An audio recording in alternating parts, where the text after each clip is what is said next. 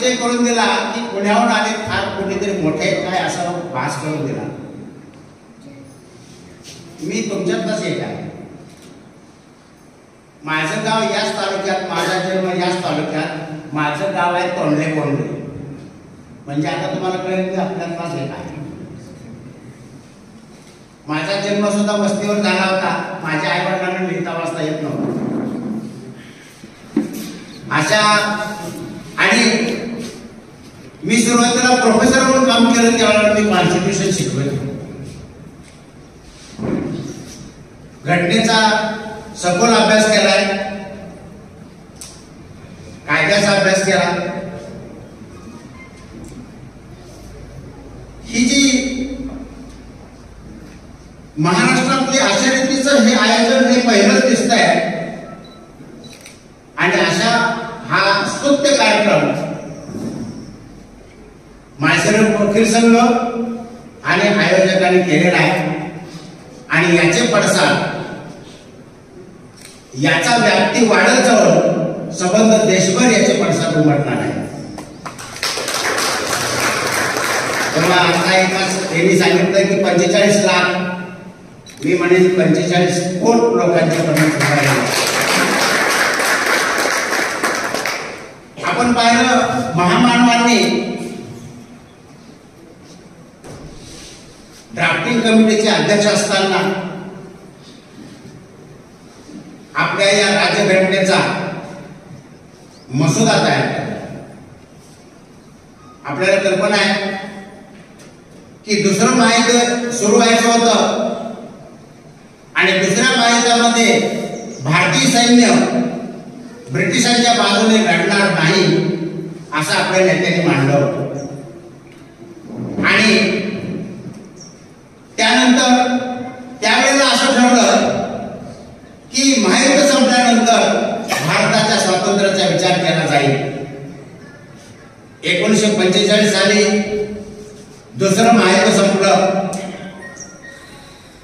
British गव्हर्नमेंटने cabinet mission 3 माणसांचं सदस्य भारतामध्ये पाठवलं आणि यांनी या ठिकाणी जाहीर केलं की आता आम्ही भारताला स्वातंत्र्य देणार आहोत आणि भारताला राज्य चालवण्यासाठी, गणराज्य चालवण्यासाठी, लोकांचं राज्य चालवण्यासाठी घटनेची आवश्यकता आहे.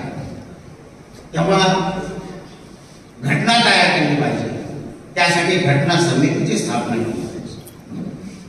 घटना समितीची स्थापना झाली. माझं सांगण्याचा मतितार्थ असा आहे की हे महान कार्य घटनेचं मसुदा तयार करण्याचं हे डॉक्टर बाबासाहेबांनी केलं. ते करीत असताना सुद्धा त्यांना यातना भोगावी लागली. म्हणजे कुठलंही महान कार्य करताना प्रत्येक माणसाला जशा यातना भोगाव्या लागतात त्यातून बाबासाहेब सुद्धा सुटले नाहीत. नंतर त्याला खूप भारतरत्न पदवी दिली, परंतु त्या यातना देखील आपण विसरून चालणार. घटना समितीची घोषणा झाल्यानंतर घटना समितीवर संबंध भारतामधून प्रतिनिधी पाठवायचे होते, निवडून द्यायचे होते. अशा रीतीनं डॉक्टर बाबासाहेब हे मुंबईमध्ये राहत होते. मुंबई राज्य होतं. मुंबई राज्यातून त्यांना काँग्रेसने घटना समितीवर पाठवलं नाही, निवडून नाही दिलं. ही मोठी खंत आहे. कारण त्यांच्यामधली त्यांची बौद्धिक किती आहे, बौद्धिकता किती आहे याची जाण असून सुद्धा त्यांना निवडून पाठवलं नाही. त्याच वेळेला पूर्व बंगाल प्रांतामध्ये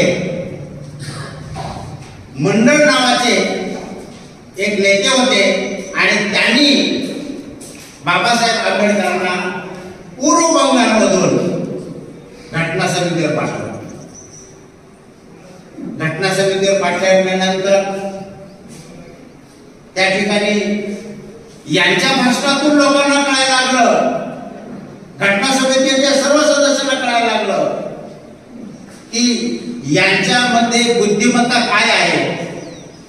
अनेक राष्ट्रांच्या घटनेचा यांनी अभ्यास केलेला आहे आणि अशा रीतीनं त्यांचं बुद्धीचं हे त्यावेळेला लोकांना कळायला लागलं की निश्चितप्रमाणे आता आपल्यातला हे नेते आहेत असं लोकांना भास व्हायला लागलं, समजायला लागलं. पुढे काय झालं बघा. 1947 साली ही घटना आता मी सांगितली. 1947 भारताला स्वातंत्र्य मिळण्याच्या आधीची आहे. स्वातंत्र्य मिळालं. पूर्व बंगाल हा जो प्रांत होता ज्यातून बाबासाहेब आंबेडकर निवडून गेले होते तो गेला पूर्व पाकिस्तान. त्यामुळे त्यांचं सदस्यत्व घटना समितीचं सदस्यत्व पुन्हा रद्द झालं. त्यावेळेला तोपर्यंत घटना समितीचे सर्व सदस्य यांची बुद्धिमत्ता समजून चुकले होते. त्यावेळेला मुंबई राज्यामध्ये खेड नावाचे मुख्यमंत्री होते आणि खेड या मुख्यमंत्र्यांना डॉक्टर राजेंद्र प्रसाद जे घटना समितीचे अध्यक्ष होते त्यांनी पत्र लिहिलं आणि बाबासाहेबांना तुम्ही निवडून पाठवा असं त्यावेळेला महाराष्ट्राच्या मुंबई राज्याच्या मुख्यमंत्र्यांना कळवलं आणि मग त्यांना निवडून पाठवलं. आणि त्यानंतर मग ते राष्ट्रीय कमिटीचे अध्यक्ष झाले. त्यानंतर स्वतंत्र भारताचे पहिले कायदा मंत्री म्हणजे बाबासाहेब. नेहरूंनी त्यांना बोलवलं आणि पहिले कायदा मंत्री पुन्हा नाही केलं. अशा घटना घडतात. परंतु यांनी अशी दिशा दिली, भारताच्या राजकारणाला दिशा दिली, स्वातंत्र्य दिलं. याचा सर्वात महत्वाचा भाग या घटनेमध्ये काय असेल तर मूलभूत हक्क दिले प्रत्येक नागरिकाला भारताचा. या मूलभूत हक्कावर कोणत्याही राजकीय माणसाला राज्यकर्त्याला गदा आणता येणार नाही असे सुप्रीम कोर्टाने निकाल दिले. अनेक निकाल आहेत याबाबतचे.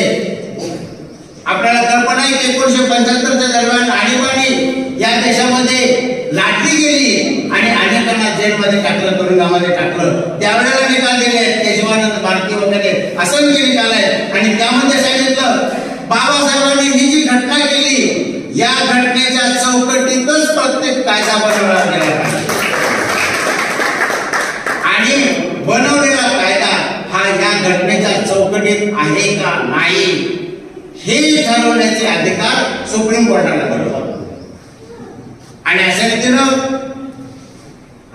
आणीबाणीच्या काळामध्ये मूलभूत हक्कावर गदा आणली. त्यावेळेच्या सरकारला विरोध करणाऱ्यांना तुरुंगात टाकलं आणि सुप्रीम कोर्टाने सांगितलं की अशा रीतीने तुरुंगात टाकता येणार नाही. स्वातंत्र्य मिळालं. स्वातंत्र्य मिळून भारताला स्वातंत्र्य मिळून 77 वर्ष झाली आणि राज्यघटनेचा अंमल सुरू होऊन 75 वर्ष झाली. स्वातंत्र्य दिले प्रत्येकाला बोलायचं, वागायचं, चालायचं. हे स्वातंत्र्य आपण खरोखर उपभोगतोय का? राजेशाही गेली, भारतातली नेतेशाही निर्माण झाली. या नेतेशाहीने स्वतःचे पूर्वी संस्थानिक होते हे नवीन संस्थानिक निर्माण व्हायला लागलेले आहेत. पुढचा विषय असा ठेवा की खरोखर अशा रीतीने हे संस्थानिक निर्माण व्हायला लागलेत का आणि त्यांच्यापुढे तुम्हाला बोलण्याचं स्वातंत्र्य आहे का? हा खरोखर विचार करण्याचा भाग आहे. मग आपल्याला जर स्वातंत्र्य मिळालं तर अशा रीतीने आपल्या या बोलण्याची गळचेपी का? ही गळचेपी कधी थांबणार? किती वर्ष आपण सर्व या संविधानाचा जागर करणार? हा जागर बाजूला राहणार. मी एका संस्थेची घटना बनवून दिली.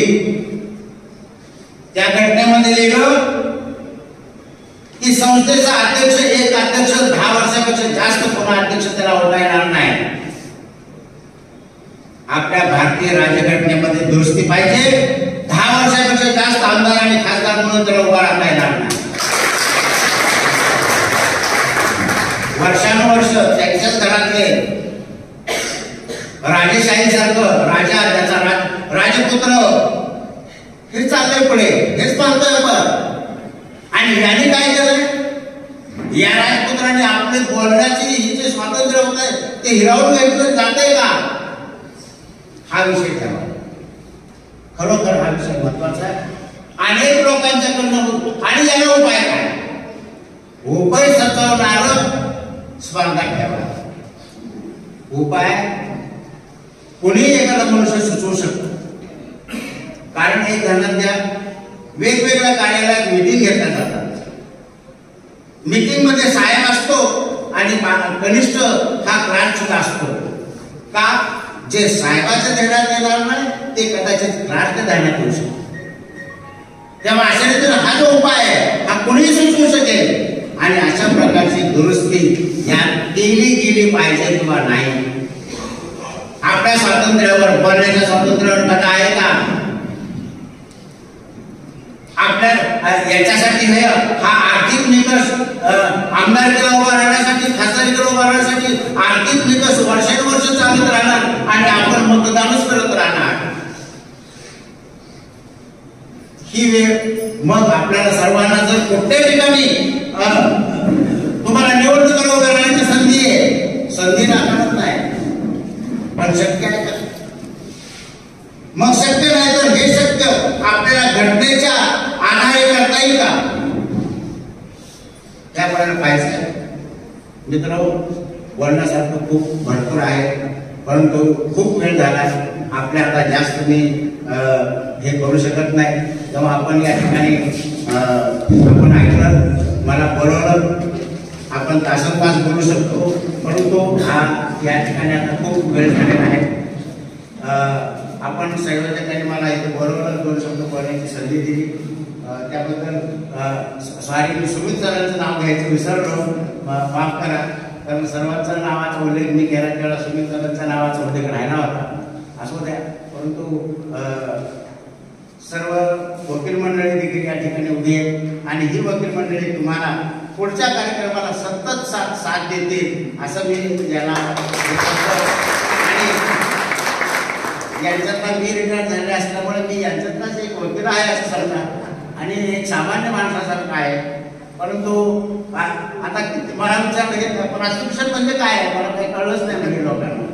तर डायरेक्टर प्रॉसिक्युशन काय आहे, तर मी महाराष्ट्रातल्या सर्व सरकारी वकिलांचा प्रमुख होतो. ते तेव्हा